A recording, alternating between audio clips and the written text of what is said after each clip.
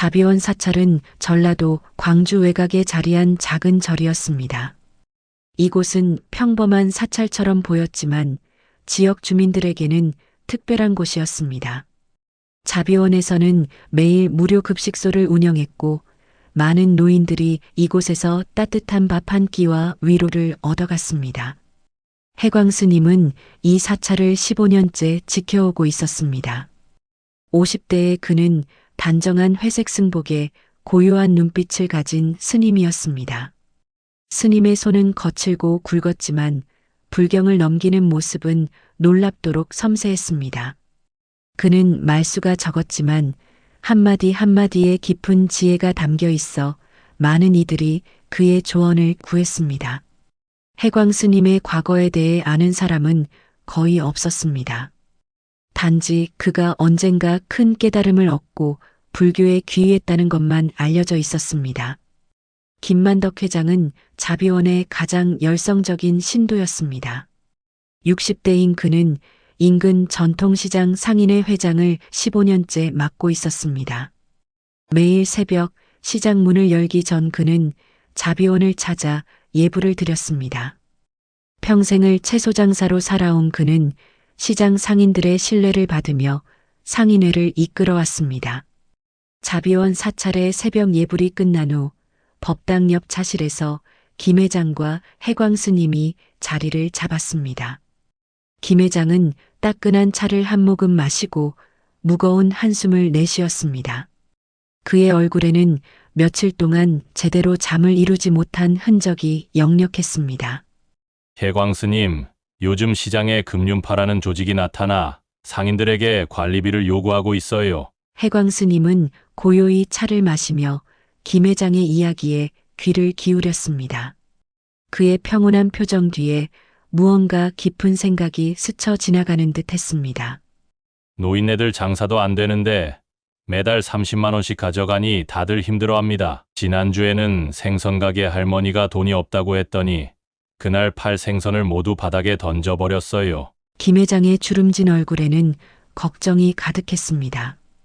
그의 거친 손은 차 잔을 꼭 쥐고 있었고 잔에서는 김이 모락모락 피어올랐습니다. 다들 나이 들어 힘들게 장사하는 분들인데 이런 일을 당하니 가슴이 아픕니다. 해광 스님은 잠시 명상하듯 눈을 감았습니다. 법당의 향 냄새가 은은히 차실로 흘러들어왔고 멀리서 새벽 종소리가 희미하게 울렸습니다. 스님의 얼굴에는 깊은 사색의 흔적이 스쳤습니다. 잠시 후 그는 눈을 뜨고 조용히 대답했습니다. 부당한 것은 단호히 거절해야 합니다. 두려움에 굴복하면 끝이 없습니다. 그의 목소리는 낮고 차분했지만 그 안에는 단단한 결의가 느껴졌습니다. 세상의 악은 선한 사람들이 침묵할 때 번성합니다. 김 회장님과 상인들이 함께 뭉쳐 단호하게 거절하면 그들도 결국 물러설 것입니다. 김 회장은 스님의 말에 잠시 생각에 잠겼습니다. 그의 눈에 결심의 빛이 스쳐 지나갔습니다. 이전까지 느껴보지 못한 용기가 마음속에서 피어오르는 것을 느꼈습니다. 스님 말씀이 맞습니다. 내일 회의를 열어 이 문제를 상의해 보겠습니다. 해광 스님은 미소를 지으며 고개를 끄덕였습니다. 그의 눈빛은 따뜻했지만 어딘가 깊은 곳에는 오래된 그림자가 감춰져 있는 듯 했습니다. 부처님의 가르침에는 자신을 지키는 것이 남을 지키는 것이라는 말이 있습니다. 상인들의 생계를 지키는 것은 정당한 일입니다. 김 회장은 새로운 결심으로 가득 찬 표정으로 스님에게 깊이 고개를 숙였습니다. 아침 햇살이 두 사람 사이의 차 위에 밝게 빛났습니다. 다음 날 아침 시장 안쪽 작은 회의실에는 상인들이 빽빽하게 모여 있었습니다.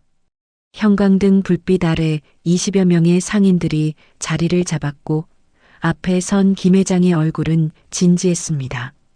창문 너머로 시장의 분주한 모습이 보였지만 회의실 안은 무거운 침묵에 휩싸여 있었습니다. 여러분, 오늘 중요한 일로 모시게 됐습니다. 다들 알다시피 최근 금륜파라는 조직이 우리 시장에 와서 관리비를 요구하고 있습니다. 노인 상인들의 얼굴에 불안감이 스쳤습니다. 구석에 앉은 생선가게 할머니는 꼭 쥔 손수건을 만지작거렸고 정육점 아저씨는 굳은 표정으로 팔짱을 끼고 있었습니다. 어제 해광 스님을 뵙고 이 문제에 대해 상담을 드렸습니다. 이렇게 돈을 상납하면 끝도 없어요. 다 같이 힘을 합쳐서 거부해야 합니다. 그는 천천히 시선을 돌려 상인들의 얼굴을 하나하나 바라보았습니다. 조금씩 상인들의 표정이 변하기 시작했습니다. 처음에는 망설임과 두려움이 가득했지만 김 회장의 단호한 말에 점차 결의가 피어났습니다. 우리 모두 힘을 합쳐 거부합시다. 회의가 끝날 무렵 상인들은 하나둘 고개를 끄덕이며 결심을 다졌습니다. 김 회장의 눈에는 희망이 반짝였습니다. 이틀 후 금융파 조직원들이 시장에 나타났습니다. 검은 가죽 재킷을 입은 젊은 남자 셋이 가게마다 들러 관리비를 요구했지만 모든 상인들이 한결같이 거절했습니다. 첫째 날 금융파는 당황한 기색이 역력했습니다.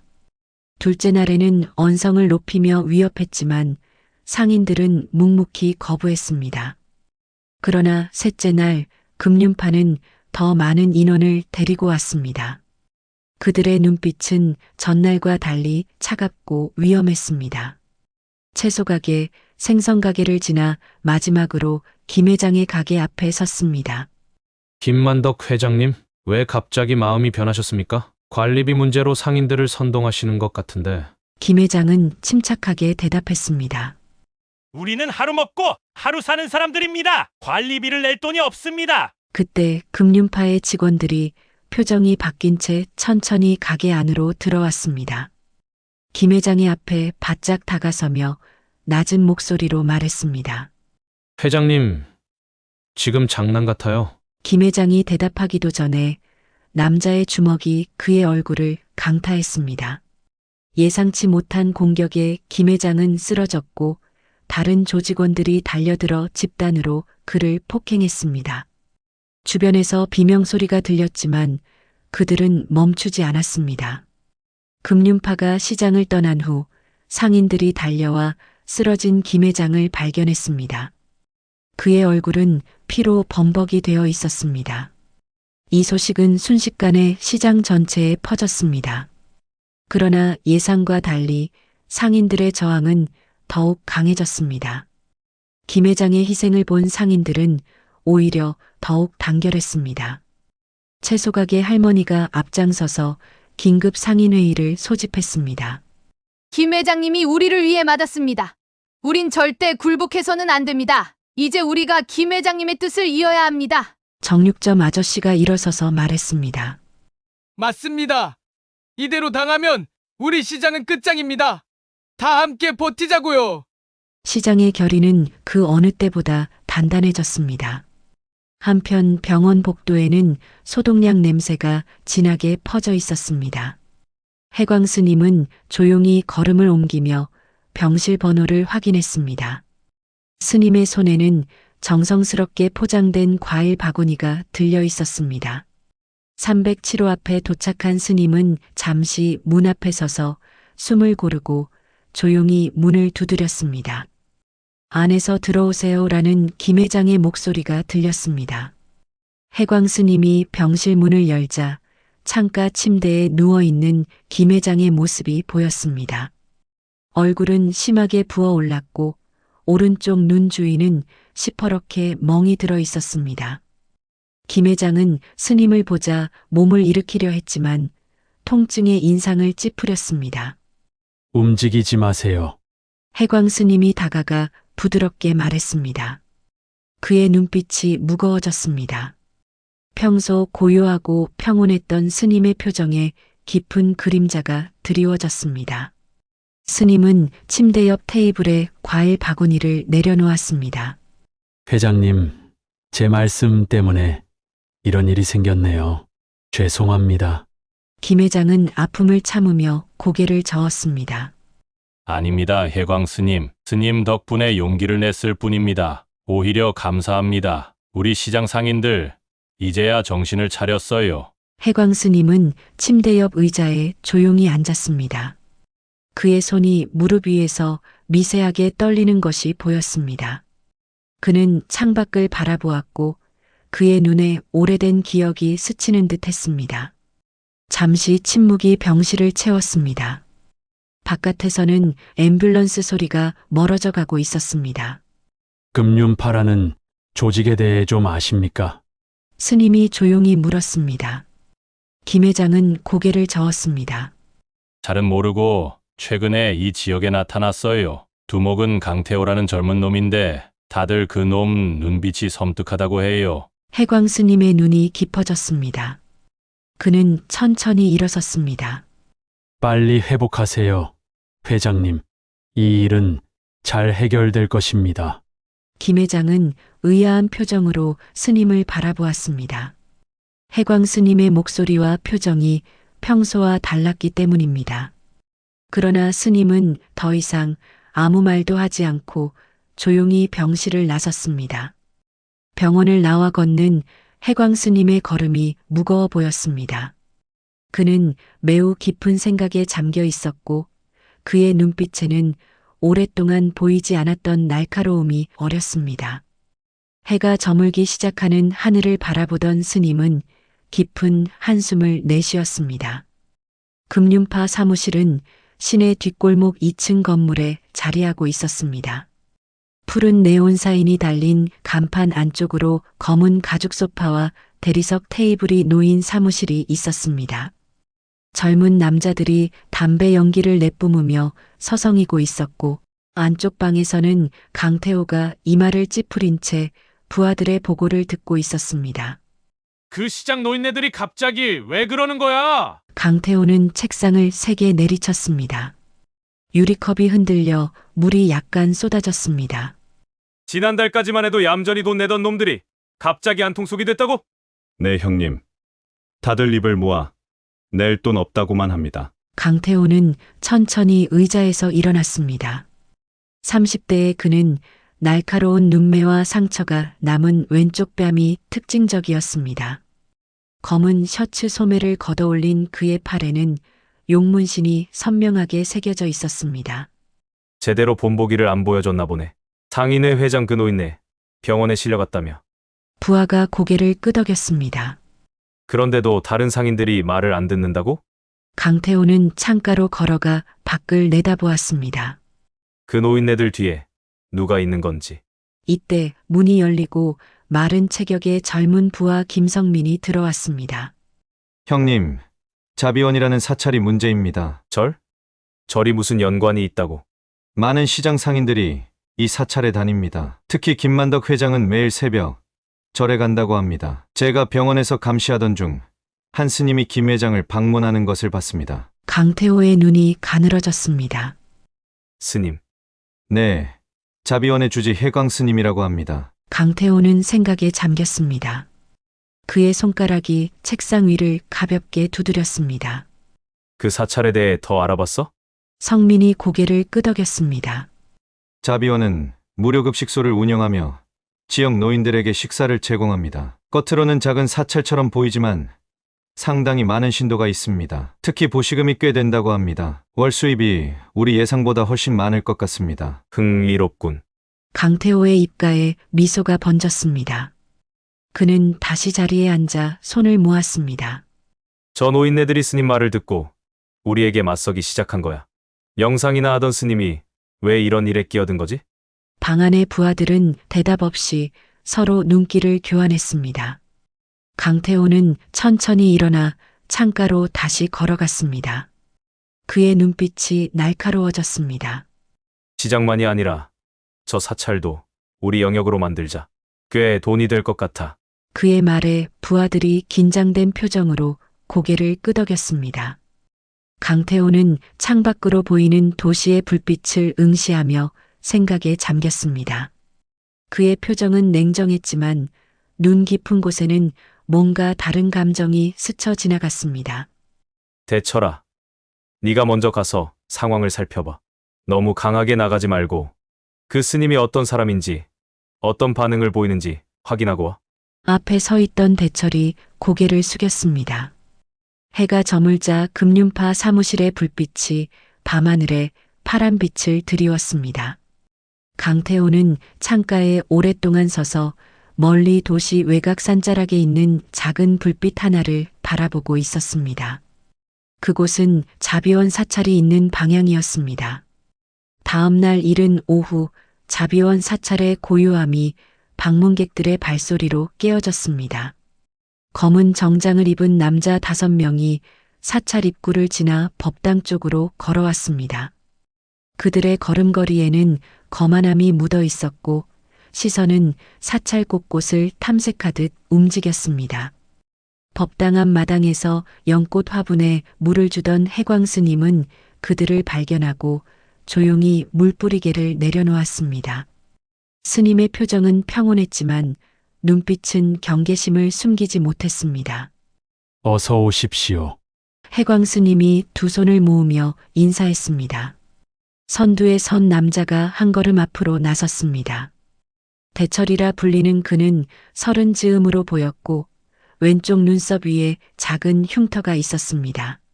스님, 저희는 이 지역 질서를 담당하는 금륜파입니다. 대철은 부드럽게 말했지만 그 목소리에는 위협이 깔려 있었습니다. 잠시 이야기 나눌 시간이 있을까요? 해광 스님은 고개를 끄덕였습니다. 차 한 잔 어떠십니까? 스님은 그들을 법당 옆 차실로 안내했습니다. 5명의 남자들은 주변을 경계하듯 살피며 자리에 앉았습니다. 해광 스님은 조용히 주전자를 들어 찻잔에 차를 따랐습니다. 스님의 손놀림은 차분했지만 그 움직임에는 묘한 균형과 힘이 실려 있었습니다. 무슨 일로 사찰을 찾아오셨나요? 스님이 물었습니다. 대철은 차를 받아들며 잠시 향을 맡았습니다. 스님께서 김만덕 회장과 가깝다고 들었습니다. 최근 시장 상인들이 저희와의 관계에서 약간의 오해가 있는 것 같아서요. 오해라고요. 네, 저희는 시장의 안전과 질서를 위해 일하고 있습니다. 상인들에게 받는 관리비는 그들의 안전을 보장하기 위한 최소한의 비용이죠. 대철은 미소를 지으며 말했습니다. 스님께서 시장 상인들에게 관리비를 잘 내라고 설득해 주시면 좋겠습니다. 해광 스님은 침묵 속에서 자신의 차를 마셨습니다. 그의 눈에는 깊은 통찰력이 비쳤습니다. 그리고 대철이 목소리를 낮추었습니다. 저희가 이 자비원 사찰도 보호해드리면 어떨까 싶습니다. 요즘 세상이 험하니까요. 월 300만 원이면 충분하겠죠. 사찰에 오는 보시금을 생각하면 그리 큰 금액은 아닐 겁니다. 방 안에 무거운 침묵이 내려앉았습니다. 대철의 부하들은 긴장한 듯 주변을 살폈고 창문 너머로 무료 급식소에서 식사 준비를 하는 노인들의 모습이 보였습니다. 해광 스님은 천천히 찻잔을 내려놓았습니다. 그의 표정은 여전히 평온했지만 눈빛에는 이전과 다른 강인함이 서려 있었습니다. 여러분께 차를 대접하게 되어 기쁩니다. 스님이 조용히 말했습니다. 하지만 폭력과 갈취로는 진정한 행복을 얻을 수 없습니다. 대철의 표정이 굳어졌습니다. 스님, 이건 사업 제안입니다. 갈취라니요? 진정한 보호는 대가를 요구하지 않습니다. 해광 스님이 평온하게 대답했습니다. 시장 상인들은 평생 정직하게 일해온 분들입니다.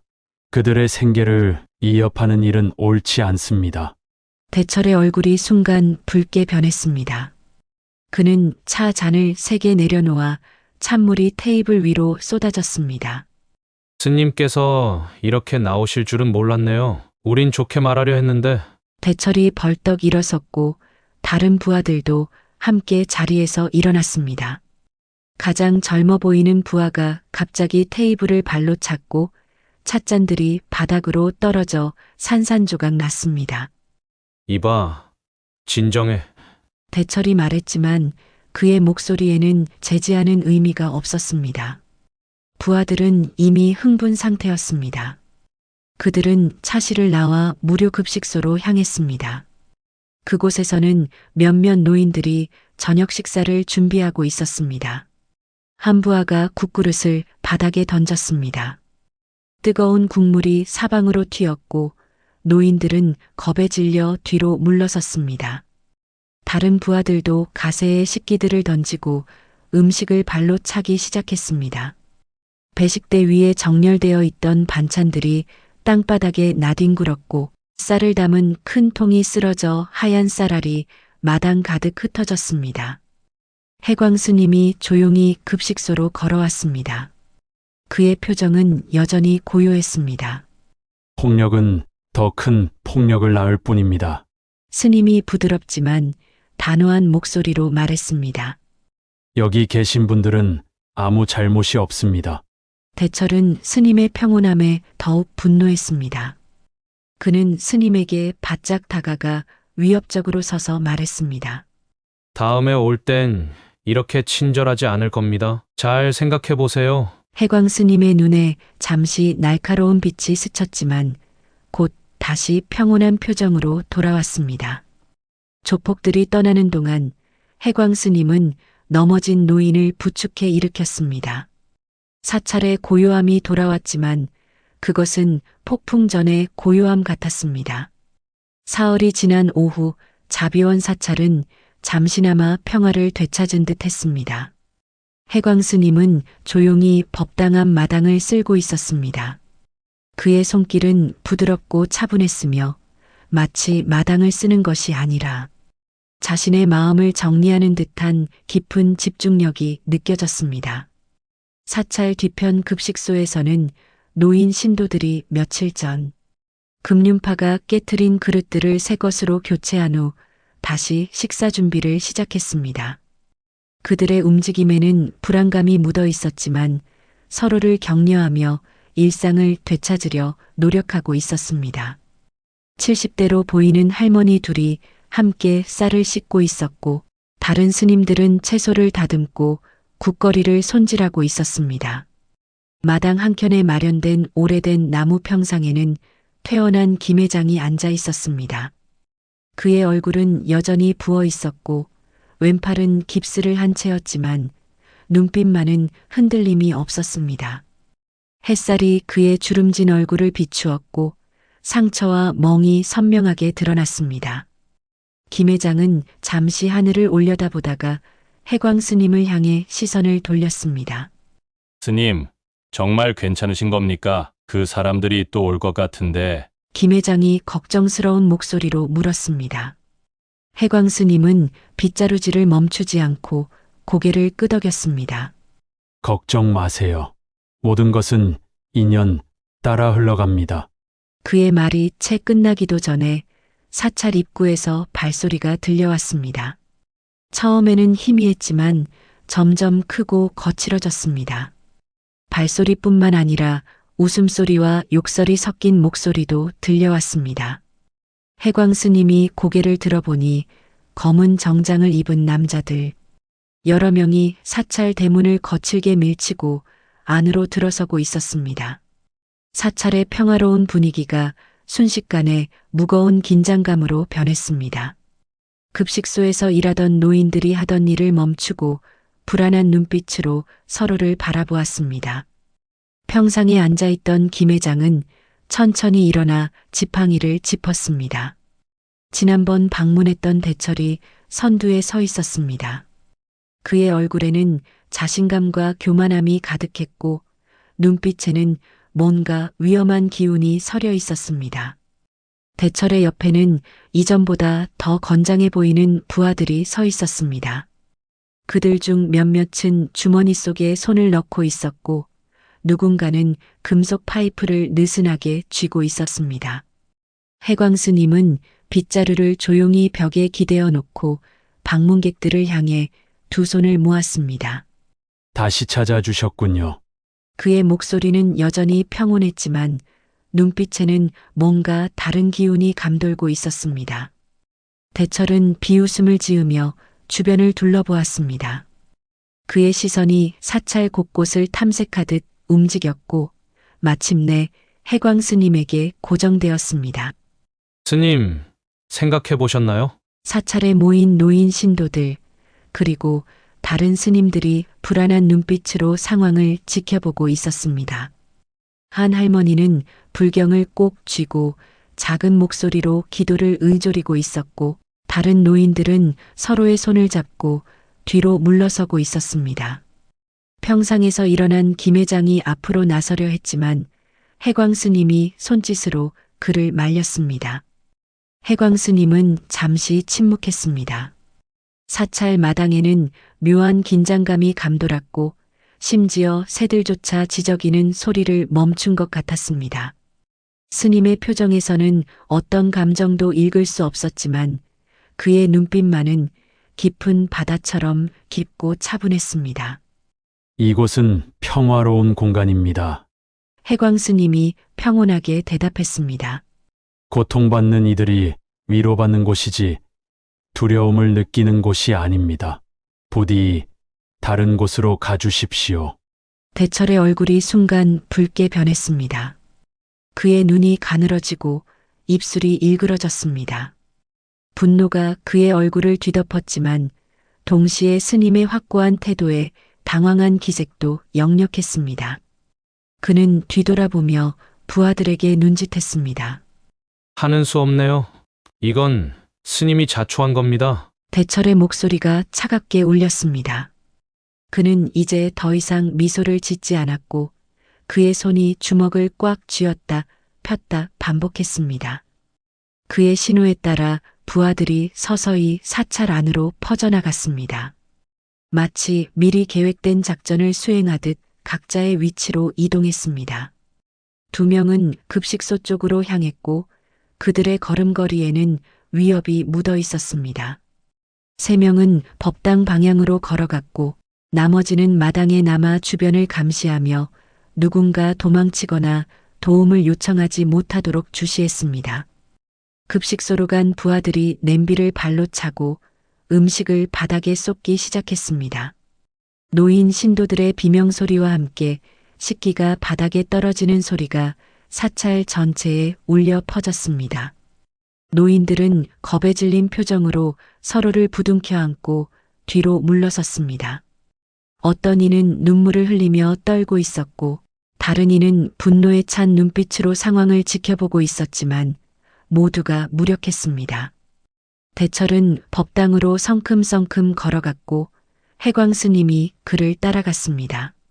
스님의 걸음걸이는 여전히 고요했지만 그의 눈빛에는 이제 경계심이 역력했습니다. 법당으로 들어서는 순간 대철은 문 앞에서 잠시 망설였습니다. 그의 눈에는 신성한 공간에 대한 본능적인 두려움이 스쳤지만 곧 부하들의 시선을 의식한 듯 더욱 거칠게 행동하기 시작했습니다. 법당 안에 들어선 대철은 불단 앞에 놓인 불경을 손으로 쓸어내렸습니다. 수백 년 된 고서들이 바닥에 나뒹굴었고 그중 한 권은 모서리가 찢어졌습니다. 고서에서 나온 종이 가루가 공기 중에 흩날렸고 오래된 먹향이 법당 안에 퍼졌습니다. 그는 불경 한 권을 발로 차며 말했습니다. 이런데 바치는 돈으로 우리에게 관리비나 내시지. 불경이 바닥을 미끄러져 벽에 부딪혔고 몇 장의 종이가 공중에 흩날렸습니다.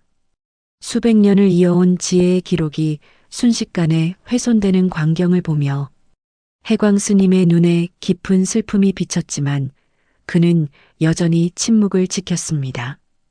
부하들도 가세하여 법당 안의 물건들을 훼손하기 시작했습니다. 법당 안의 고요함이 파괴되고 신성한 공간은 순식간에 혼돈의 무대로 변했습니다. 해광 스님은 묵묵히 이 광경을 지켜보고 있었습니다.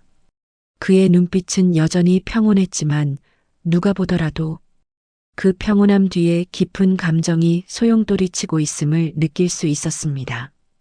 그의 손은 가볍게 떨리고 있었지만 곧 이를 가라앉히고 깊은 호흡을 내쉬었습니다. 신성한 곳을 더럽히는 것은 큰 업보를 쌓는 일입니다. 스님이 조용히 말했습니다. 그의 목소리는 낮고 무거웠지만 법당 안을 가득 채웠습니다. 대철은 스님의 말을 무시하고 불단 위에 올라섰습니다. 그의 신발에서 떨어진 흙이 불단을 더럽혔고 촛농이 그의 발 아래에서 으스러졌습니다. 그는 불상 앞에 서서 조롱하듯 합장 포즈를 취했습니다. 부처님, 이 스님이 고집을 피우니 어떡하죠? 저희에게 관리비를 내게 해주세요. 그의 목소리에는 조롱과 비웃음이 가득했습니다. 그의 부하들이 키득거리며 웃었습니다. 법당 문 앞에 모여있던 노인 신도가 다른 스님들은 눈물을 흘리며 이 광경을 지켜볼 수밖에 없었습니다.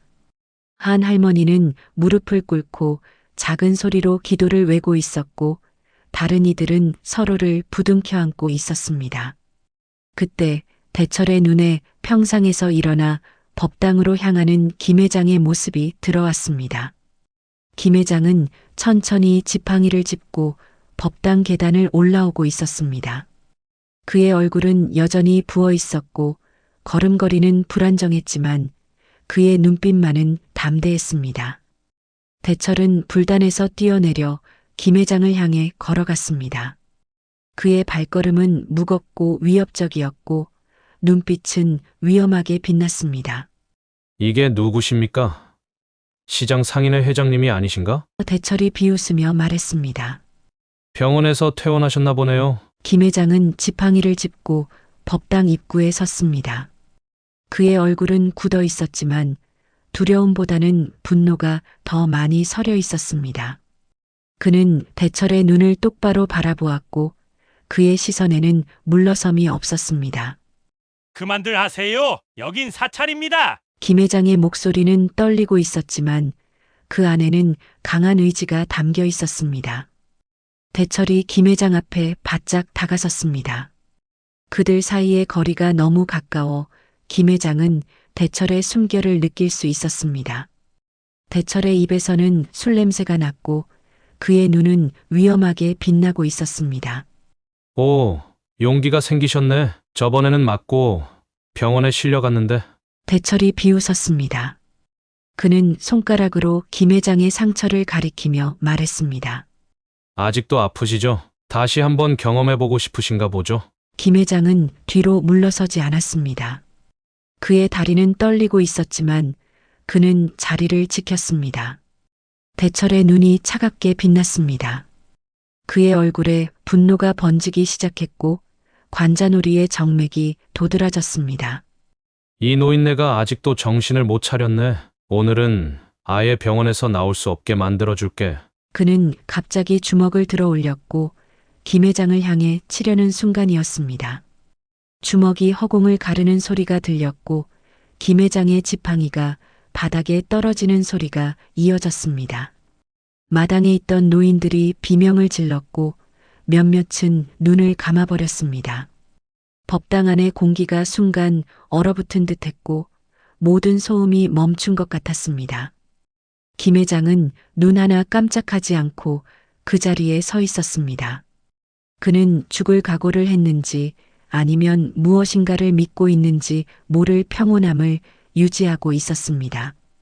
대철의 주먹이 김 회장의 얼굴을 향해 날아가는 그 순간 공기 중에 묘한 긴장감이 감돌았습니다. 마치 모든 것이 슬로 모션으로 움직이는 것 같았습니다. 김 회장은 눈을 감았습니다. 다시 한번 폭력을 당할 각오를 한 것이었습니다. 그의 얼굴에는 체념과 함께 이상한 평화가 깃들어 있었습니다. 법당 안의 모든 이들이 숨을 멈췄습니다. 대철의 부하들은 승리의 미소를 지었고 노인 신도들은 공포에 질린 표정으로 상황을 지켜보았습니다. 그러나 예상했던 충격은 오지 않았습니다. 주먹이 얼굴에 닿는 감각 대신 어떤 변화가 느껴졌습니다. 공기의 흐름이 달라진 것 같았고 법당 안의 분위기가 순식간에 바뀌었습니다. 김 회장이 조심스럽게 눈을 떴을 때 그는 놀라운 광경을 목격했습니다. 해광 스님이 언제 움직였는지 어떻게 그 자리에 도착했는지 알 수 없었지만 스님은 김 회장과 대철 사이에 서 있었습니다. 더 놀라운 것은 스님이 대철의 주먹을 한 손으로 가볍게 잡고 있다는 사실이었습니다. 스님의 손은 대철의 주먹을 완전히 감싸고 있었고 그 힘은 부드럽지만 철벽같이 단단했습니다. 해광 스님의 표정이 변했습니다. 더 이상 그의 눈에는 평온함이 없었습니다. 대신 그곳에는 누구도 본 적 없는 날카로운 빛이 번쩍였습니다. 수십 년간 잠들어 있던 무언가가 깨어난 듯했고 그의 눈빛에서는 과거의 그림자가 스쳐 지나갔습니다. 해광 스님의 눈빛이 변하는 그 순간 사찰 전체가 마치 다른 공간으로 변한 것 같았습니다. 대철의 얼굴이 창백해졌습니다.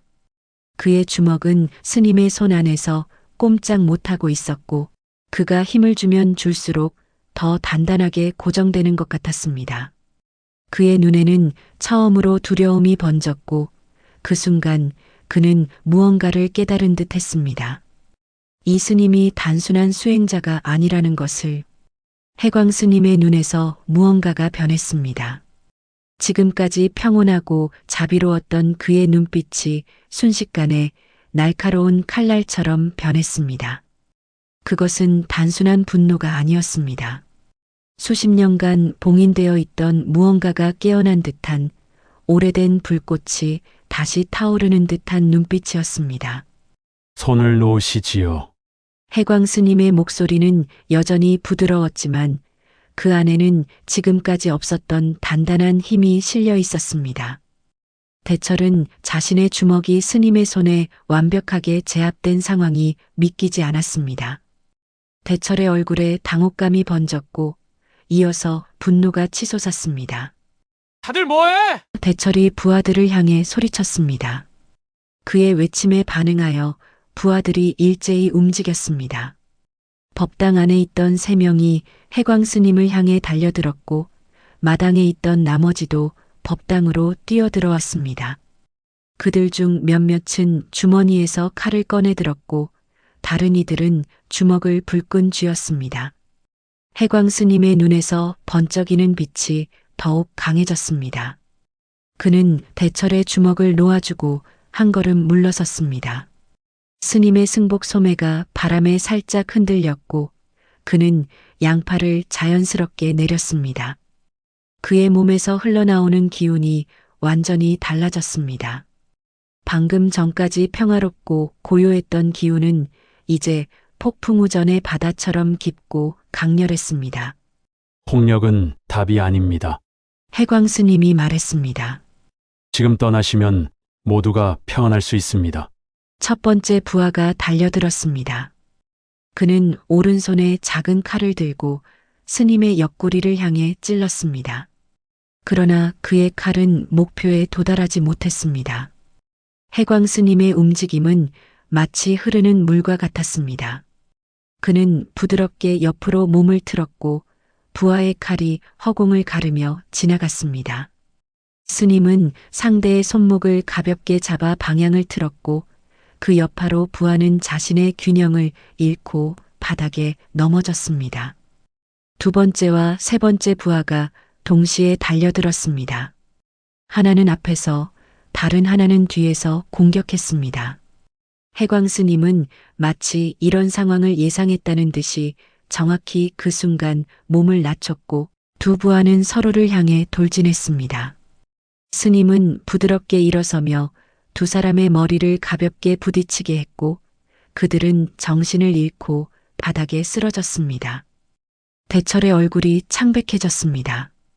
그는 방금 전까지 평화로운 스님이었던 사람이 어떻게 이런 무술 실력을 갖추고 있는지 이해할 수 없었습니다. 나머지 부하들이 일제히 달려들었습니다. 법당 안은 순식간에 혼돈의 소용돌이가 되었습니다. 그러나 그 혼돈 속에서 해광 스님의 움직임만은 완벽한 질서와 균형을 유지했습니다. 그의 동작은 마치 오랜 세월 물 흐르듯 다듬어진 춤과 같았고 매 순간 정확한 포인트를 찾아내는 정밀함을 가지고 있었습니다. 한 부하가 파이프를 휘둘렀지만 스님은 마치 바람처럼 그 공격을 피했습니다. 파이프가 벽에 부딪히는 소리가 크게 울렸고 그 충격으로 부하의 손이 저릿했습니다. 스님은 그 틈을 타 부하의 손목을 가볍게 쳤고 파이프가 바닥에 떨어졌습니다. 스님은 부하의 어깨를 부드럽게 잡아 돌리며 바닥에 무릎 꿇게 했습니다. 다른 부하는 뒤에서 덮쳐오려 했지만 스님은 마치 눈이 등에도 있는 것처럼 정확히 그 순간 몸을 비켰습니다. 부하의 공격은 허공을 가르고 지나갔고 그 여파로 균형을 잃은 그는 앞으로 고꾸라졌습니다. 스님은 그의 넥타이를 잡아 부드럽게 당겼고 부하는 완전히 바닥에 쓰러졌습니다. 이 모든 동작이 단 몇 초 안에 이루어졌습니다. 해광 스님의 움직임은 너무나 빠르고 정확해서 눈으로 쫓아보기 어려웠습니다. 그의 발걸음은 가볍고 소리 없었으며 손동작은 물 흐르듯 부드러웠지만 그 효과는 강철처럼 단단했습니다. 무엇보다 놀라운 것은 스님이 단 한 명의 부하도 심각하게 다치게 하지 않았다는 점이었습니다. 그는 모든 공격을 무효화시켰지만 누구에게도 진짜 해를 입히지 않았습니다. 1분도 채 지나지 않아 법당 안의 모든 부하들이 바닥에 누워 있거나 무릎을 꿇고 있었습니다. 어떤 이는 정신을 잃었고 다른 이들은 공포에 질려 움직이지 못했습니다. 그들 중 단 한 명도 스님에게 손 하나 제대로 대지 못했습니다. 마지막으로 대철만이 서 있었습니다. 그의 얼굴은 창백했고 눈은 공포로 가득 차 있었습니다. 그는 주머니에서 작은 칼을 꺼내 해광 스님을 향해 들이밀었습니다. 해광 스님은 고요하게 그를 바라보았습니다. 스님의 눈빛이 다시 변했습니다. 날카로운 빛은 사라지고 이제 그곳에는 깊은 연민과 이해의 빛이 깃들어 있었습니다. 두려움은 더 큰 두려움을 낳을 뿐입니다. 스님이 부드럽게 말했습니다. 칼을 내려놓으십시오. 누구도 당신을 해치지 않을 것입니다. 대철의 손이 떨렸습니다. 그는 스님을 바라보다가 바닥에 쓰러진 부하들을 보았습니다. 그리고 마침내 칼을 떨어뜨렸습니다. 금속이 바닥에 부딪히는 소리가 법당 안에 울려 퍼졌습니다. 당신 대체 누구야? 대철이 떨리는 목소리로 물었습니다. 해광 스님은 대답하지 않았습니다. 그는 천천히 대철 앞으로 걸어갔고 그의 어깨에 가볍게 손을 얹었습니다. 다시는 이곳에 발을 들이지 마십시오. 스님의 목소리는 부드러웠지만 단호했습니다. 대철의 눈에 패배의 빛이 스쳤습니다. 그는 스님을 한 번 더 바라본 후 몸을 돌려 법당을 뛰쳐나갔습니다. 정신을 차린 부하들도 하나둘 일어나 도망치기 시작했습니다. 그들은 미처 신발도 신지 못한 채 사찰 밖으로 달려나갔고 일부는 넘어지며 무릎이 까지기도 했지만 뒤돌아보지 않았습니다. 김 회장은 놀란 표정으로 그 광경을 지켜보았습니다. 그는 눈앞에서 벌어진 일을 믿을 수 없다는 듯 해광 스님을 바라보았습니다. 김 회장이 말을 시작했지만 무슨 말을 해야 할지 몰라 그대로 멈추었습니다. 해광 스님은 천천히 숨을 내쉬었습니다. 그의 어깨가 약간 떨리는 것이 보였습니다. 무언가 오랫동안 억눌러온 기운이 다시 솟아올랐다가 가라앉는 것 같았습니다. 스님은 잠시 눈을 감고 깊은 호흡을 한 후 다시 눈을 떴을 때는 예전의 평온한 모습으로 돌아와 있었습니다. 괜찮으십니까, 회장님? 스님이 김 회장에게 다가가 물었습니다. 김 회장은 여전히 충격에서 벗어나지 못한 표정이었지만 고개를 끄덕였습니다. 스님, 어떻게 이런 일이... 해광 스님은 미소로 답했습니다. 오래전 일입니다. 지금은 중요하지 않습니다. 그는 김 회장의 팔을 부축해 법당 밖으로 나왔습니다. 마당에는 노인 신도들과 다른 스님들이 모여 있었고 그들의 눈에는 경외감과 놀라움이 가득했습니다. 스님은 그들에게도 미소를 지어 보였습니다. 사찰에 다시 평화가 찾아왔지만 그것은 이전과는 다른 종류의 평화였습니다. 노인들의 눈빛에는 해광 스님을 바라보는 시선이 달라져 있었고 사찰 전체에는 묘한 긴장감이 감돌고 있었습니다. 한편 사찰에서 금륜파 사무실로 도망친 대철과 부하들은 숨을 헐떡이며 강태호 앞에 섰습니다. 그들의 얼굴은 공포로 창백했고 옷은 땀과 먼지로 더럽혀져 있었습니다. 형님, 그 스님 보통 사람이 아닙니다. 대철이 떨리는 목소리로 말했습니다. 강태호는 대철의 얼굴을 노려보았습니다. 무슨 소리야? 8명이나 갔는데 스님 하나한테 당했다고? 아니요, 형님. 그건 스님이 아니었습니다. 그 움직임은 평생 봐온 적 없는 수준이었습니다. 강태호는 자리에서 벌떡 일어났습니다. 그의 눈에 이상한 빛이 번쩍였습니다. 그것은 두려움이자 동시에 흥분이었습니다. 내가 직접 가봐야겠어. 강태호의 목소리가 어둡게 울렸습니다.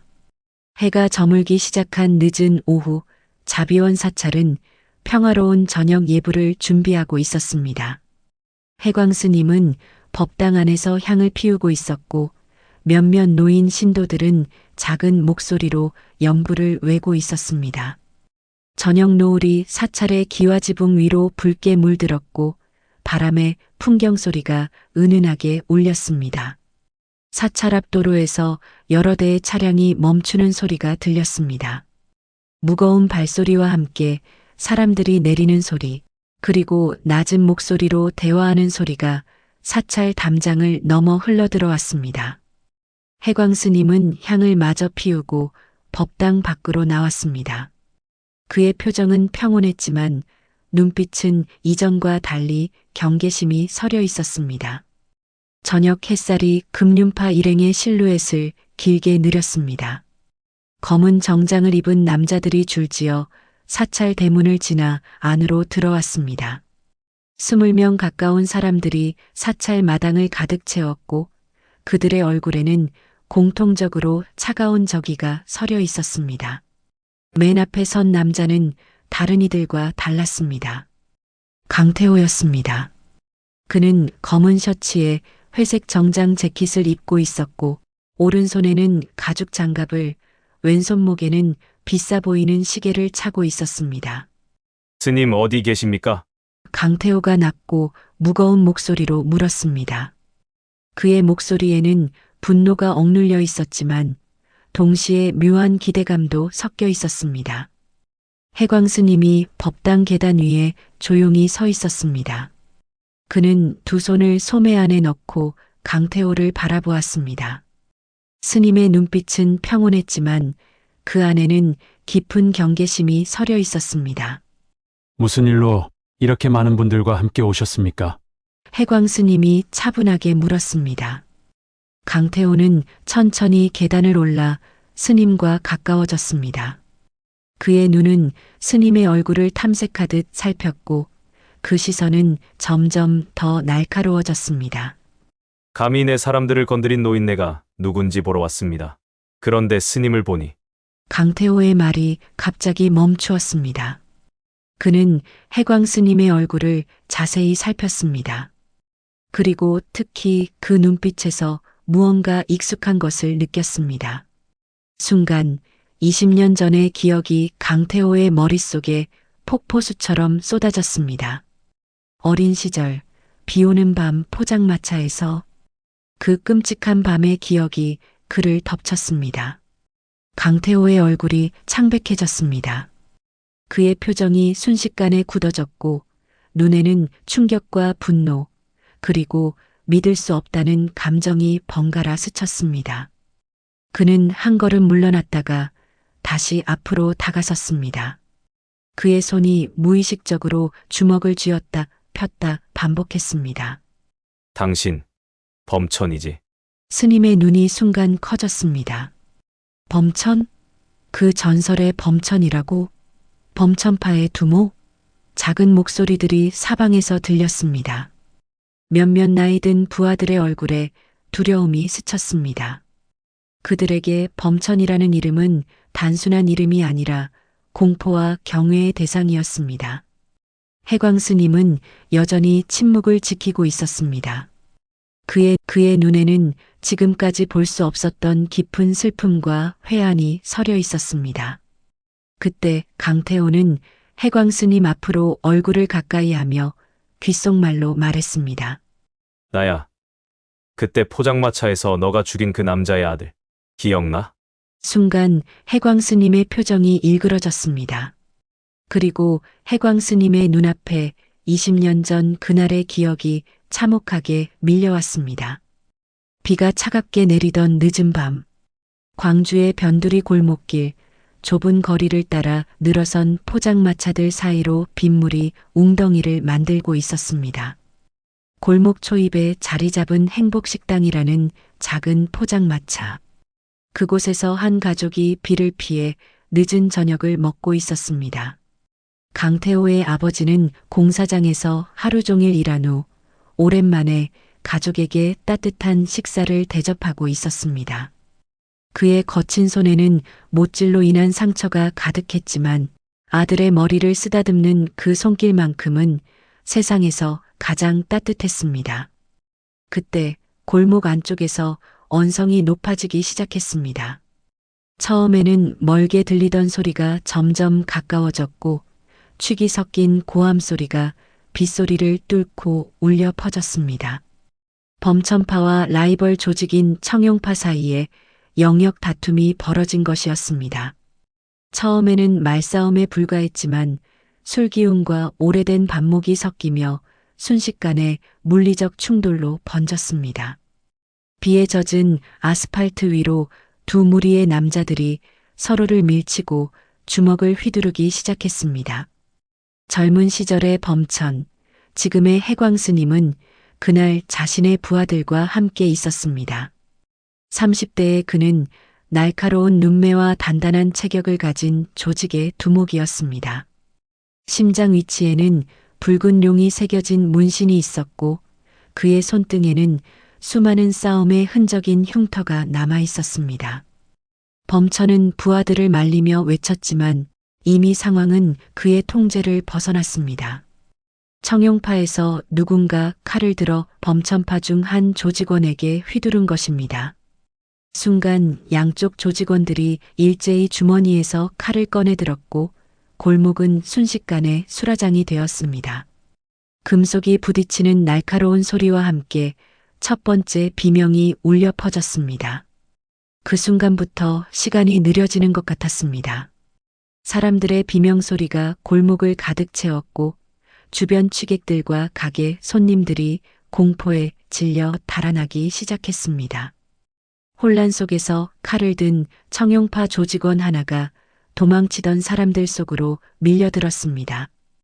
비에 젖은 바닥에서 그는 균형을 잃고 비틀거리다 강태호의 가족이 앉아있던 포장마차로 넘어졌습니다.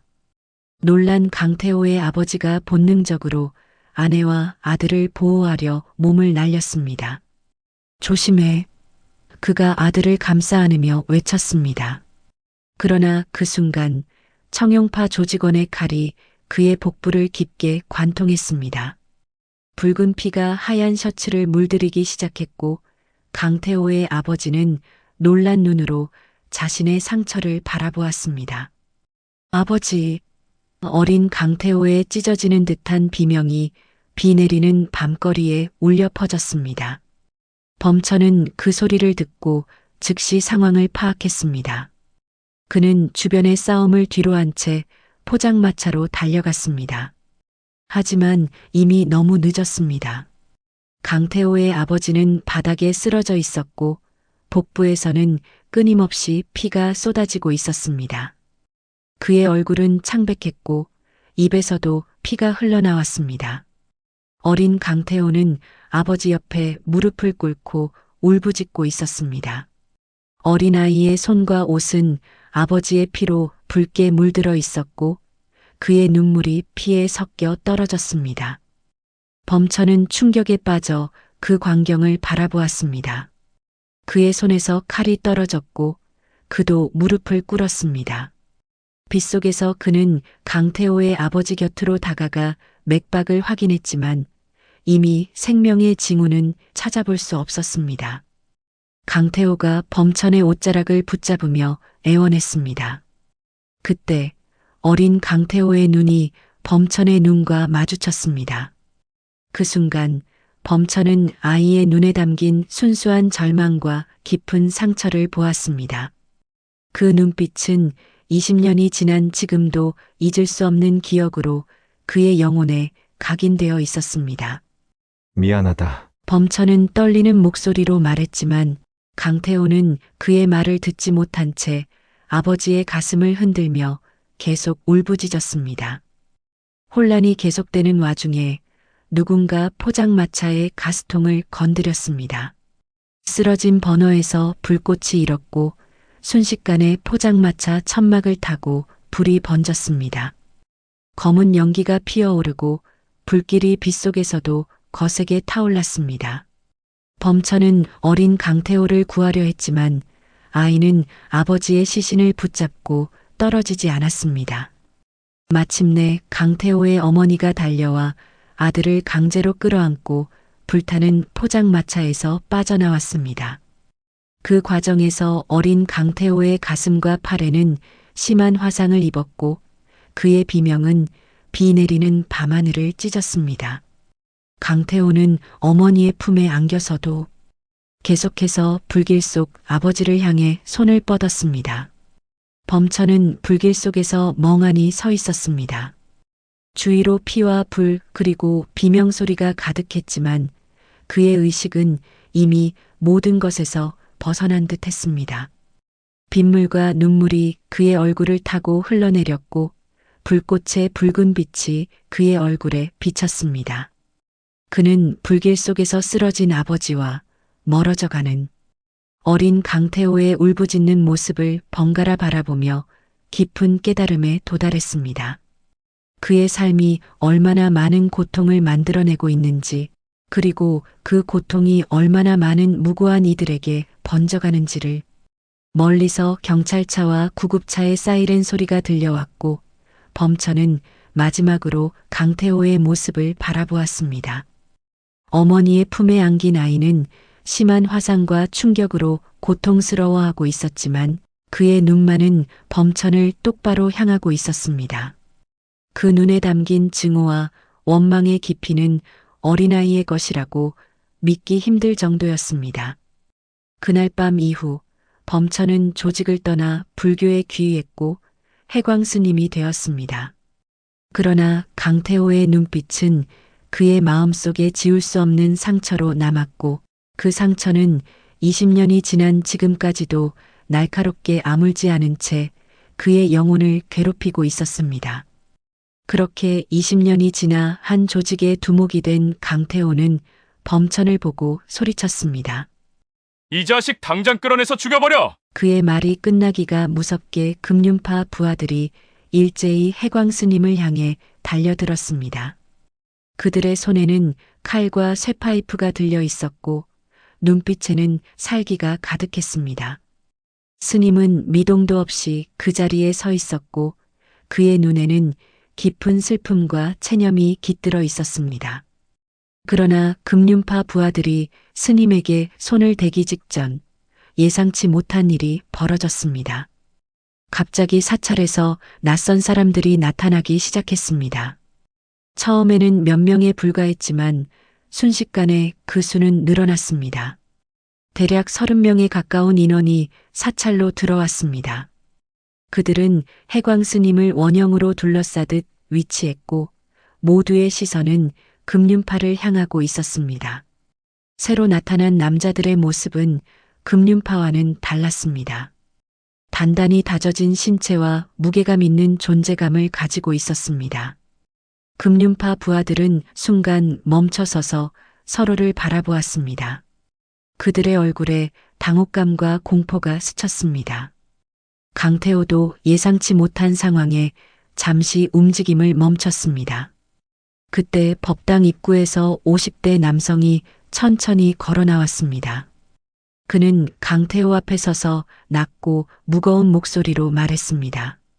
네가 감히 우리 형님을 손대려고 했나? 강태호의 얼굴이 창백해졌습니다. 그의 얼굴을 알아본 것입니다. 그는 현재 범천파의 두목 백호였습니다. 사찰 안에 묘한 긴장감이 감돌았습니다. 금륜파 부하들은 이미 겁에 질려 조금씩 뒤로 물러나고 있었고 서로의 눈치만 살피고 있었습니다. 범천파는 전라도 지역 최대 조직 중 하나로 금륜파와는 비교도 안 될 만큼 큰 세력을 가지고 있었습니다. 금륜파 부하들은 서로 눈치를 보며 계속해서 뒤로 물러났습니다. 그들의 손에서 무기가 하나둘 떨어지기 시작했고 방금 전까지 위협적이던 자세도 한풀 꺾였습니다. 몇몇은 이미 사찰 출구를 향해 눈길을 돌리고 있었습니다. 단 몇 분 만에 상황은 완전히 역전되었습니다. 방금 전까지 사찰을 장악했던 금륜파는 이제 쥐 죽은 듯 조용해졌고 사방에서 범천파의 강한 기운이 뿜어져 나왔습니다. 사찰 안에 긴장이 감돌던 그 순간 해광 스님이 한 걸음 앞으로 나섰습니다. 그의 표정은 더 이상 평온하지 않았습니다. 그만! 스님의 목소리가 법당 안에 우레처럼 울려 퍼졌습니다. 그 한마디에 범천파와 금륜파 모두 동작을 멈추었습니다. 스님의 목소리에는 수십 년 전 조직의 두목으로서 수많은 부하를 이끌던 시절의 카리스마가 고스란히 담겨 있었습니다. 내가 너희에게 나서지 말라 했거늘! 스님의 말에 백호와 다른 범천파 조직원들의 표정이 복잡해졌습니다. 사흘 전 늦은 밤, 사찰 뒤편에 위치한 작은 정자에서 불빛이 새어나오고 있었습니다. 해광 스님은 차를 마시며 오랜만에 찾아온 방문객들을 맞이하고 있었습니다. 백호를 비롯한 5명의 조직원들, 범천파의 간부들이었습니다. 20년이 지났지만 그들은 여전히 해광 스님을 형님이라 불렀습니다. 모두 잘 지내고 있었구나. 스님이 미소를 지으며 말했습니다. 하지만 이렇게 한밤중에 다 같이 찾아오다니 무슨 일이 있는 게 분명하군. 백호는 잠시 망설이다가 입을 열었습니다. 요즘 금륜파라는 조직이 시장과 사찰을 위협한다고 들었습니다. 해광 스님의 표정이 순간 어두워졌습니다. 그는 이미 알고 있었습니다. 저희가 해결할까요? 해광 스님은 차를 내려놓고 단호하게 고개를 저었습니다. 절대 무력으로 나서지 마라. 백호가 항변하려 했지만 스님의 손짓에 입을 다물었습니다. 이것은 내 문제다. 내가 해결해야 할 일이야. 스님의 목소리는 부드러웠지만 단호했습니다. 더 이상 피를 보고 싶지 않아. 백호와 다른 간부들은 불만스러운 표정이었지만 더 이상 항변하지 않았습니다. 약속해라. 무슨 일이 있어도 나서지 않겠다고. 해광 스님이 다시 한번 강조했습니다. 백호는 깊은 한숨을 내쉬었습니다. 알겠습니다, 형님. 하지만 해광 스님의 바램과 달리 자신의 눈앞에는 범천파와 금륜파가 한자리에 서 있었습니다. 해광 스님은 백호를 비롯한 범천파 간부들을 바라보았습니다. 그들의 눈에는 죄송함과 함께 확고한 결의가 담겨 있었습니다. 범천파가 등장한 후 금륜파 조직원들은 전의를 상실했지만 해광 스님은 모두의 예상을 뒤엎는 행동을 했습니다. 그는 천천히 강태호 앞으로 걸어가 그의 앞에 무릎을 꿇었습니다. 사찰 안에 있던 모든 사람들이 충격에 빠졌습니다. 범천파 간부들의 얼굴에 당혹감이 번졌고 법당 안의 신도들은 숨을 죽였습니다. 백호가 다가가려 했지만 스님은 손짓으로 그를 멈춰 세웠습니다. 그렇다. 내가 범천이다. 스님의 목소리는 낮고 무거웠지만 법당 안의 모든 이가 그 말을 똑똑히 들었습니다. 강태호의 얼굴이 굳어졌고 그의 눈에는 복잡한 감정이 교차했습니다. 그날 포장마차에서 자네 아버지가 희생된 것은 내 책임이다. 스님은 고개를 숙인 채 말을 이었습니다.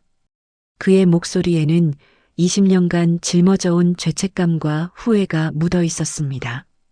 나의 조직이 일으킨 싸움이 무고한 자네 아버지의 목숨을 앗아갔다. 법당 안이 완전히 조용해졌습니다.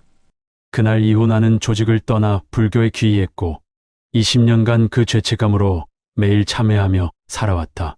매일 밤 자네 아버지를 위한 기도를 올렸고 내가 일으킨 고통을 조금이라도 갚기 위해 이 사찰을 세워 어려운 이들을 돕고자 했다. 강태호의 얼굴에 감정이 번졌습니다. 분노와 증오, 그리고 혼란이 뒤섞인 표정이었습니다. 그의 손이 무의식적으로 주먹을 쥐었다 폈다 반복했습니다. 스님은 고개를 들어 강태호를 똑바로 바라보았습니다. 그의 눈에는 깊은 슬픔과 함께 평화가 깃들어 있었습니다. 너의 한을 풀고 싶다면 내 목숨을 가져가라. 하지만 이곳의 무고한 사람들은 해치지 말아달라. 스님의 말에 법당 안에 있던 노인 신도들이 흐느끼기 시작했습니다. 어떤 이는 무릎을 꿇고 기도를 올렸고 다른 이들은 서로를 부둥켜 안았습니다.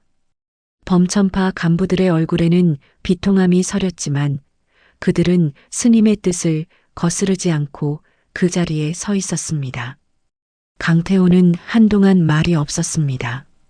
그는 무릎 꿇은 스님을 내려다보며 복잡한 감정에 휩싸였습니다.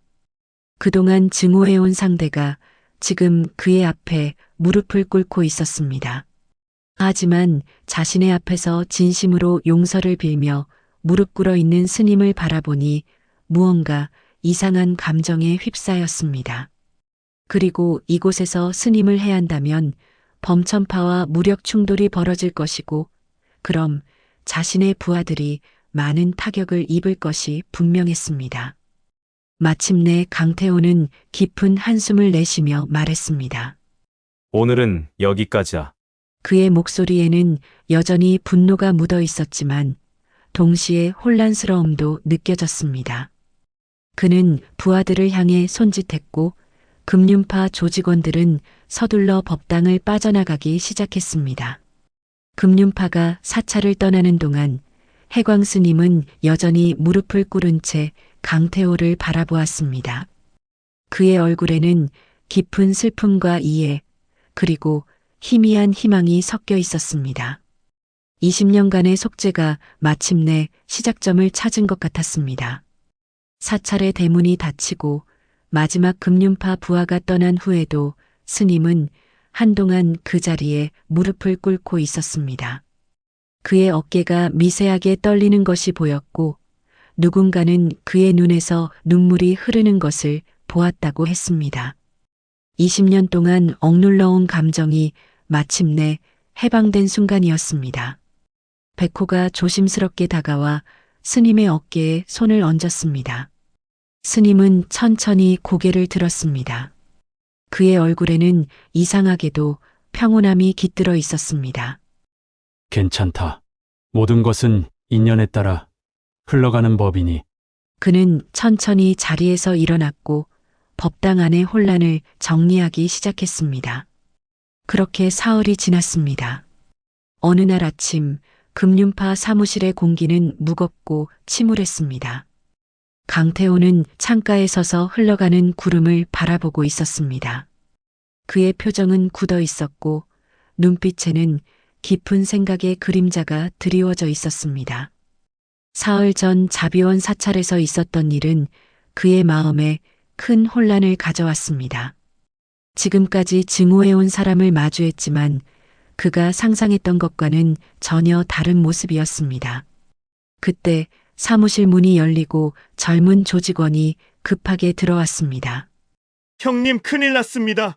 그 스님이 왔습니다. 강태호의 눈이 커졌습니다.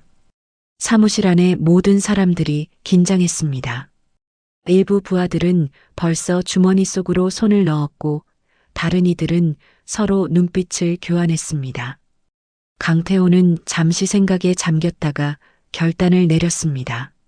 올려보내. 측근들은 걱정스러운 눈빛을 보냈습니다.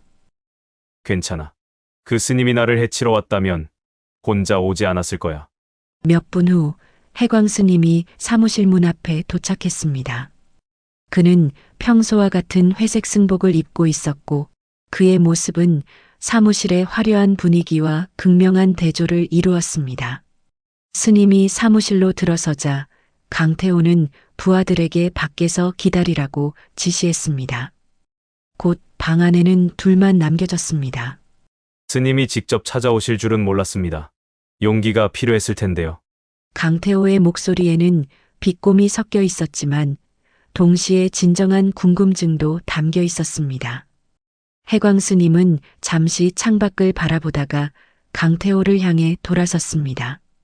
그의 눈빛은 깊고 고요했습니다. 스님은 조용히 낡은 서류 봉투를 꺼내 테이블 위에 올려놓았습니다. 봉투는 오래되어 모서리가 닳아 있었고 여러 번 접었다 폈던 흔적이 역력했습니다. 강태호는 조심스럽게 봉투를 열었습니다. 안에는 낡은 서류들과 영수증, 그리고 통장 사본들이 가지런히 정리되어 있었습니다. 그는 서류들을 하나씩 꺼내 살펴보기 시작했고 점점 그의 표정이 변해갔습니다. 그것은 20년간 강태호의 가족을 위해 보낸 지원 내역이었습니다.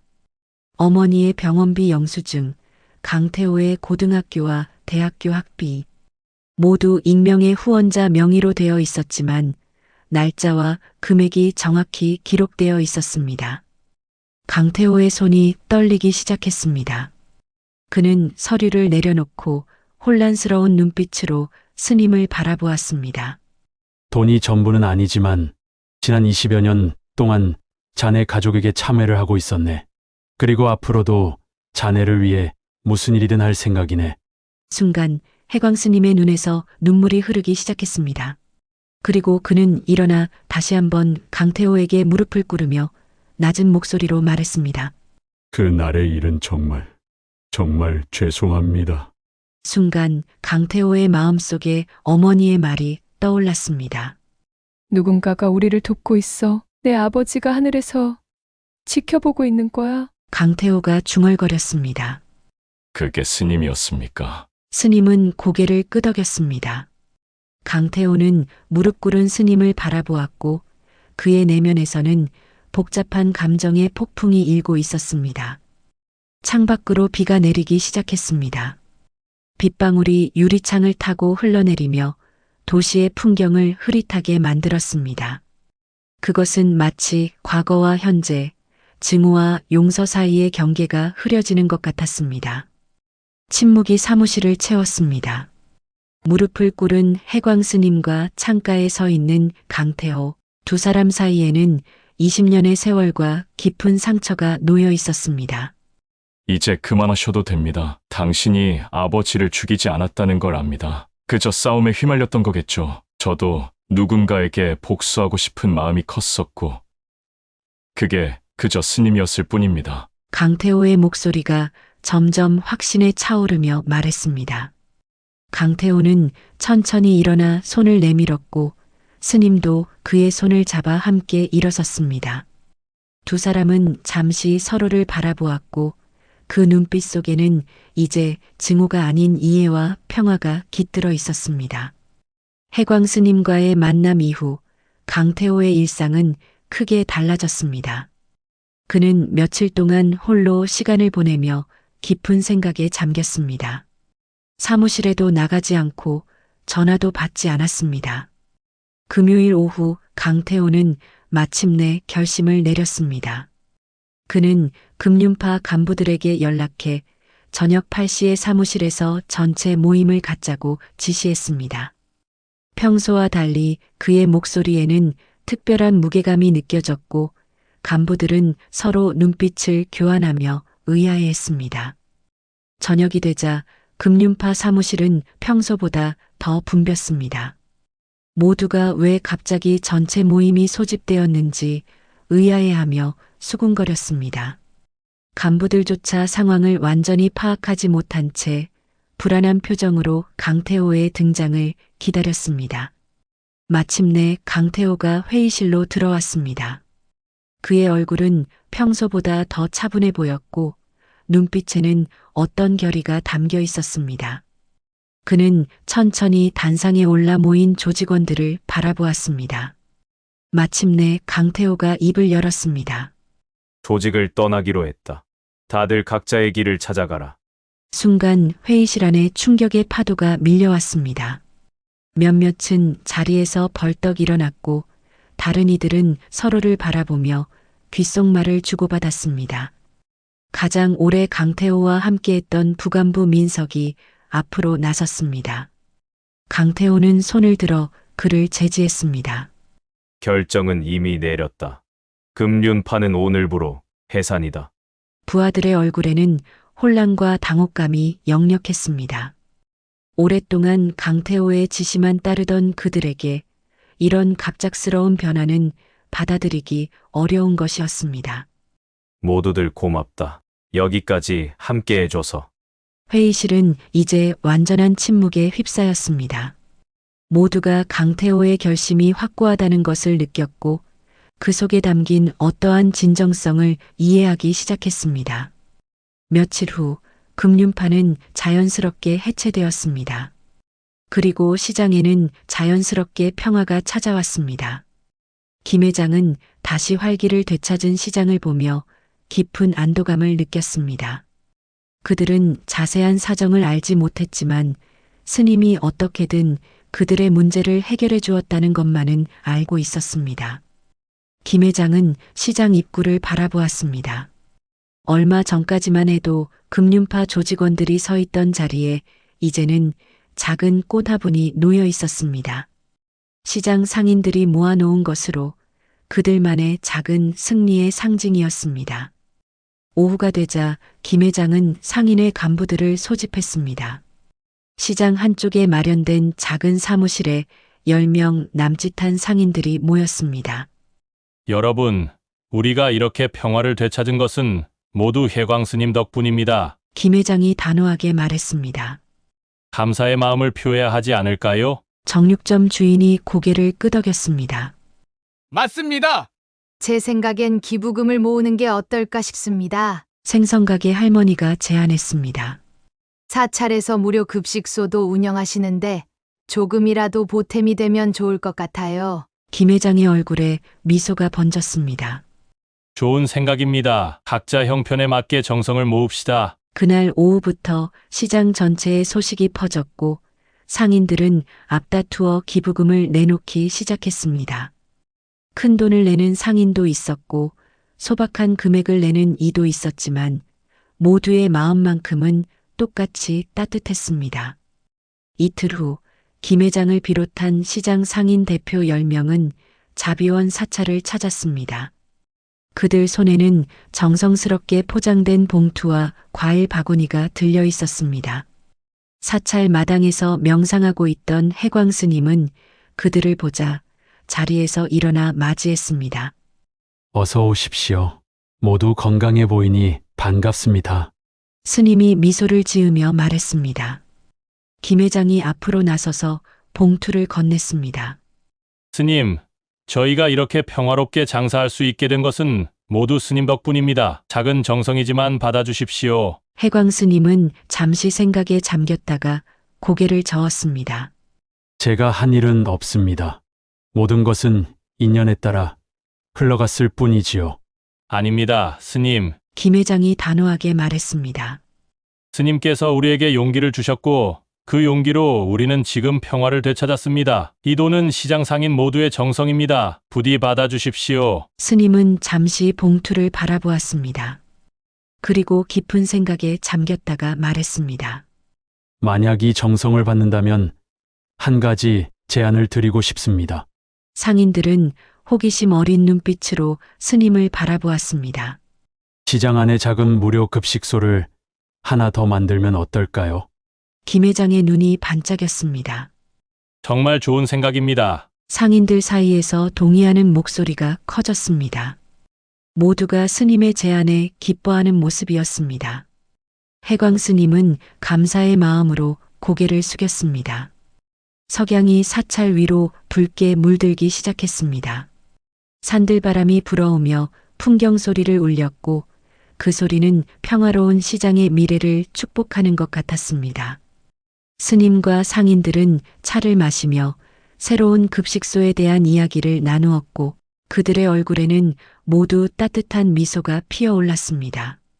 첫눈이 내리던 11월의 어느 날 아침, 자비원 사찰의 무료 급식소는 평소보다 더 분주했습니다. 겨울의 첫 추위를 피해 평소보다 많은 노인들이 따뜻한 식사를 찾아 모여들었기 때문이었습니다. 자원봉사자들은 서둘러 밥과 국을 준비하고 테이블을 닦고 수저를 정리했습니다. 그때 급식소 문이 열리고 한 남자가 들어왔습니다. 깔끔한 검은색 코트에 단정한 머리, 평범한 차림이었지만 그의 얼굴은 낯설지 않았습니다. 강태호였습니다. 그는 예전의 날카로운 기운은 찾아볼 수 없이 부드러워진 표정으로 조용히 안으로 들어섰습니다. 급식소를 관리하던 노보살이 그를 알아보지 못하고 다가왔습니다. 어서 오세요. 식사하러 오셨나요? 강태호는 고개를 저었습니다. 아닙니다. 자원봉사하러 왔습니다. 노보살의 얼굴에 미소가 번졌습니다. 정말요? 마침 오늘은 손이 부족한 참이었어요. 저기 앞치마 걸어두었으니 하나 두르시고 주방에서 도와주시면 됩니다. 강태호는 조용히 고개를 끄덕이고 앞치마를 두른 후 주방으로 향했습니다. 그곳에서 그는 묵묵히 일손을 돕기 시작했습니다. 쌀을 씻고 야채를 다듬고 설거지를 하는 그의 모습은 한때 광주 지역을 주름잡던 조직 두목의 모습과는 전혀 달랐습니다. 정오가 되자 급식소는 노인들로 가득 찼습니다. 강태호는 배식대 앞에 서서 정성스럽게 밥을 담아 노인들에게 나눠주었습니다. 그의 손길은 조심스러웠고 눈빛은 따뜻했습니다. 노인들이 고맙다고 말할 때마다 그는 가볍게 고개를 숙이며 미소 지었습니다. 그때 급식소 입구에 해광 스님이 나타났습니다. 스님은 잠시 안을 둘러보다가 배식대에 서 있는 강태호와 눈이 마주쳤습니다. 두 사람 사이에 시간이 멈춘 것 같았습니다. 강태호는 밥주걱을 든 채로 잠시 그 자리에 서 있다가 천천히 고개를 숙여 공손히 묵례했습니다. 스님도 부드러운 미소와 함께 같은 방식으로 답했습니다. 그것은 짧은 교류였지만 그 안에는 수많은 이야기가 담겨 있었습니다. 용서와 화해, 새로운 시작에 대한 약속과 같은 것들이 그들의 눈빛 속에 깃들어 있었습니다. 강태호는 다시 배식 활동에 집중했고 스님은 자신의 일을 보러 떠났습니다. 그날 이후로 강태호는 매주 2번씩 급식소에 나타나 묵묵히 봉사활동을 이어갔습니다. 처음에는 아무도 그가 누구인지 알지 못했지만 시간이 지나면서 그의 진심 어린 봉사 모습에 모두가 감사하게 되었습니다. 한 달이 지난 어느 저녁 해가 저물기 시작할 무렵 해광 스님과 김 회장은 사찰 뒤편 언덕에 올라 석양을 바라보고 있었습니다. 붉게 물든 하늘 아래 산자락을 따라 내려오는 길 위에 첫눈이 하얗게 쌓여 있었습니다. 멀리 급식소에서는 따뜻한 불빛이 새어나왔고 그 창문을 통해 강태호가 노인들을 돕는 모습이 희미하게 보였습니다. 저 청년이 앞으로 어떤 삶을 살까요? 김 회장이 잠시 그 모습을 바라보며 물었습니다. 해광 스님은 미소를 지으며 대답했습니다. 아마도 자신의 상처를 딛고 더 나은 사람이 될 겁니다. 모든 고통에는 의미가 있으니까요. 김 회장은 고개를 끄덕였습니다. 그의 눈길이 스님의 얼굴로 향했습니다. 스님의 표정은 어느 때보다 평온해 보였습니다. 스님도 이제 마음의 짐을 내려놓으셨겠군요. 스님은 깊은 호흡을 내쉬며 미소 지었습니다. 이제 진정한 평화를 찾은 것 같습니다. 두 사람은 그렇게 서서 조용히 석양을 바라보았습니다. 저 멀리 급식소의 불빛은 어둠 속에서 더욱 따뜻하게 빛났고 그 안에서 강태호는 노인들에게 저녁 식사를 나눠주며 정성껏 돕고 있었습니다. 그의 얼굴에는 예전에 볼 수 없었던 평온함이 깃들어 있었습니다.